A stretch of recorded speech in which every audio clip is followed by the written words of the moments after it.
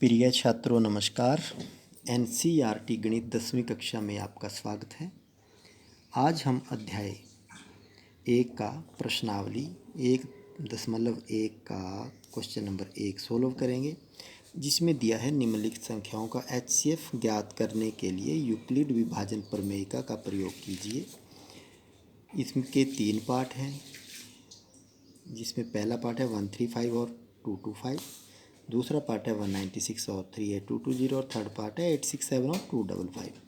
अब यहाँ पे हम सबसे पहले फर्स्ट पार्ट करेंगे, जिसको हम करेंगे 135 और 225 को 135 और 225 को सोल्व करेंगे। तो हम पहले जो यूक्लिड विभाजन प्रमेयिका जो हम पढ़ के आए हैं, जिसको हमने उदाहरण में देखा है, इसके इंट्रोडक्शन पार्ट में देखा है, तो यूक्लिड विभाजन प्रमेयिका क्या था कि जैसे हमारे पास दो संख्याएं हैं ए और बी, ऐसे दो संख्याएं थी, हम रफ काम कर रहे हैं, ए और बी दो संख्याएं थी। तो हमने क्या किया था कि इनमें से हमने माना था कि A is greater than B, तो ए को हमने अंदर रखा और उसको बी से भाग दे दिया। तो यहाँ पे हमारे पास कोशिएंट आया और यहाँ पे रिमाइंडर आया। तो ये क्या हुआ था, a is equal to B Q plus R आया था। अब इस क्वेश्चन में हमारे पास दो संख्याएं हैं, एक a है और एक b है। इनमें कोई भी a b हो सकती है, लेकिन जो बड़ी संख्या है वो उसको हम a मानेंगे। जैसे कि a इज इक्वल टू 225 और b इज इक्वल टू 135।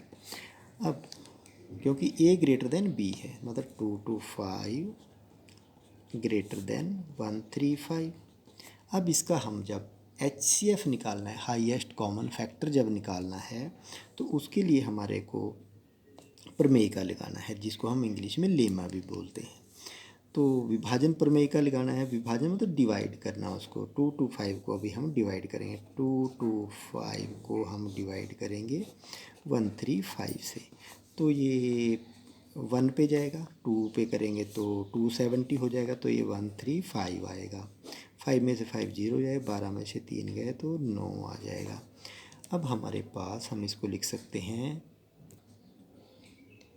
अब यहाँ पे देखिए, यूक्लिड विभाजन प्रमेयिका से ये हमारे पास भाज्य संख्या है और ये भाजक है। तो 135 से इसको करने के बाद 90 आया मेरे पास।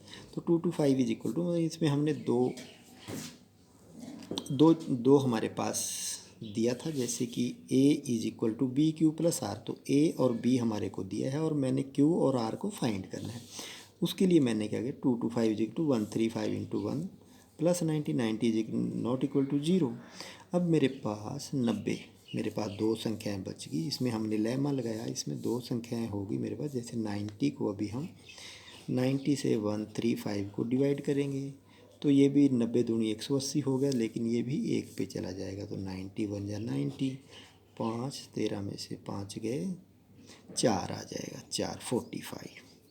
तो हम इसको लिख सकते हैं 90 is equal to 135, sorry 135 is equal to 90 into 1 plus 45। तो इसको और एक स्टेप, ये जैसे फर्स्ट स्टेप था, ये सेकंड स्टेप है। तो इसमें हमारे को क्या हुआ कि जो मेरे पास शेषफल बचा 45, तो 45 इज नॉट इक्वल टू 0। तो और मेरे को थोड़ा आगे जाना पड़ेगा। कैसे, जैसे कि 45 को अभी हम भाजक बनाएंगे और 90 को अंदर लेंगे। 45 टू जा 90, तो अभी मेरे पास 0 आ गया। तो अब 90 इज इक्वल टू 3 स्टेप में ये पूरा हो जाएगा। 90 इज इक्वल 45 इंटू 2 प्लस 0, तो यहाँ पे 0 इज इक्वल टू 0। तो ये मेरे पास तीसरा स्टेप आया और तीसरे स्टेप में पूरा होगा। इसलिए हम इस क्वेश्चन को करने के लिए क्या किया हमने कि 135 और 225 का HCF हाईएस्ट कॉमन फैक्टर बराबर, जो हमारा जब मेरे पास शेषफल 0 आ गया, तो जो मेरे पास यहाँ पे जो भाजक संख्या रहेगी वही इसका HCF हो जाएगा, 45 है। That's all. Thank you for watching.